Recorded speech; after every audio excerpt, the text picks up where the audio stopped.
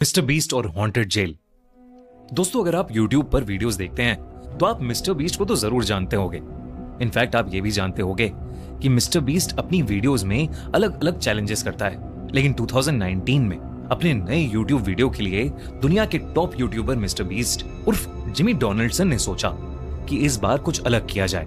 किसी वीराने जंगल या आइलैंड के बजाय मिस्टर बीस्ट ने डिसाइड किया कि वो इस बार अपने दोस्तों के साथ दुनिया की सबसे हॉन्टेड माने जाने वाली जगह जाएंगे और वहां वो अपनी टीम के साथ 24 घंटे बिताएंगे। Tariq, Chandler, Connor, Chris, Josh और जेक इस चैलेंज के लिए तैयार तो थे, लेकिन डरे हुए भी थे। उन्होंने गोस्ट हंटिंग का इक्विपमेंट जैसे EMF meter, infrared meter, night vision cameras, ढेर सारी बैटरीज, फ्लैशलाइट्स और वॉकी टॉकीज पैक किए और चल पड़े ओहायो स्टेट पेनिटेंशियरी, अमेरिका का ऐसा प्रिजन, एक ऐसी जेल जो सालों से बंद पड़ी है और जिसे लोग दुनिया की सबसे हॉन्टेड जगहों में से एक मानते हैं। जेल के अंदर घुसते ही उन्हें समझ आ गया कि लोग इस जगह को इतना डरावना क्यों कहते हैं।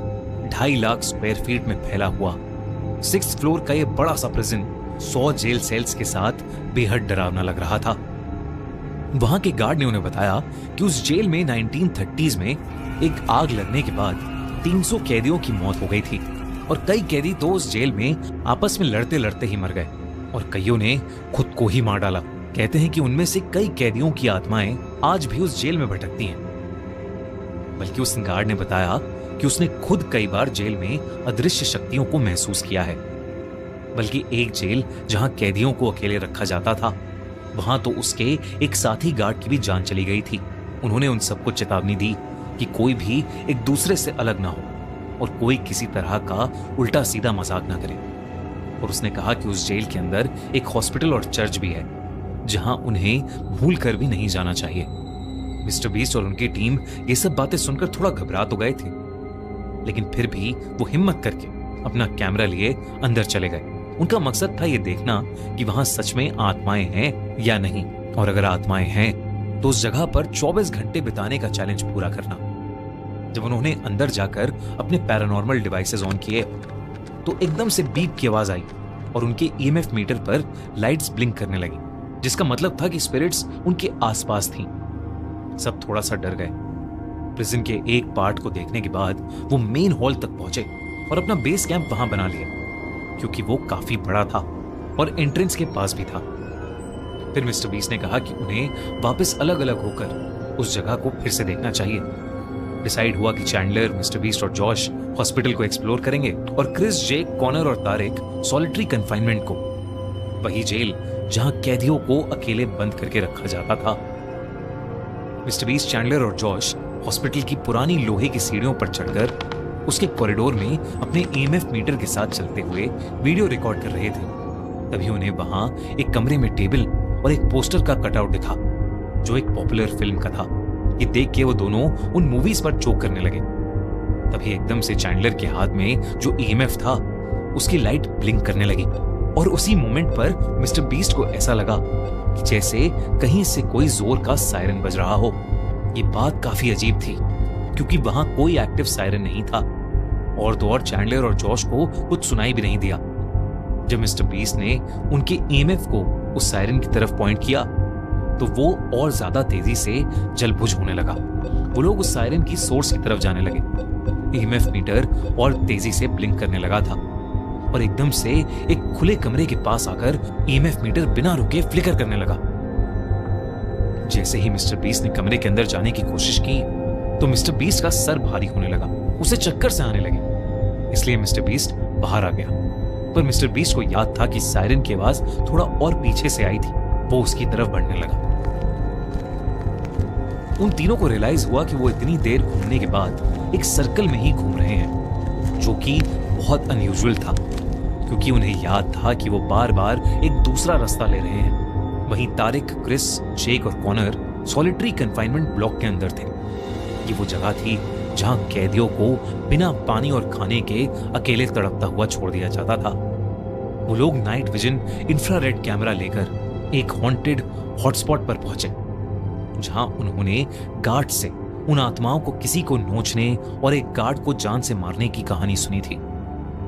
एकदम से क्रिस का सर भारी होने लगा और उसे सांस लेने में तकलीफ होने लगी। जेक, जो उस कमरे की डरावनी चीजों को देख रहा था, अचानक से जोरों से चिल्लाने लगा। जेक को वहां एक अजीब सा काला साया दिख रहा था जो उसकी तरफ ही आ रहा था। जब बाकी दोनों जेक की चीखें सुनकर उसकी तरफ मुड़े तो उन्हें भी वो साया अपने पास आता हुआ नजर आया, लेकिन फिर अचानक ही वो हवा में कहीं गायब हो गया। उन लोगों ने आपस में जब उस साये के बारे में डिस्कस किया तो तीनों बहुत घबरा गए। तभी जेक को महसूस हुआ कि उसके बगल में खड़ा कोई सांसें भर रहा है, लेकिन वहां कोई भी नहीं था। और फिर अचानक से वो काला साया उनके ठीक सामने आ खड़ा हुआ।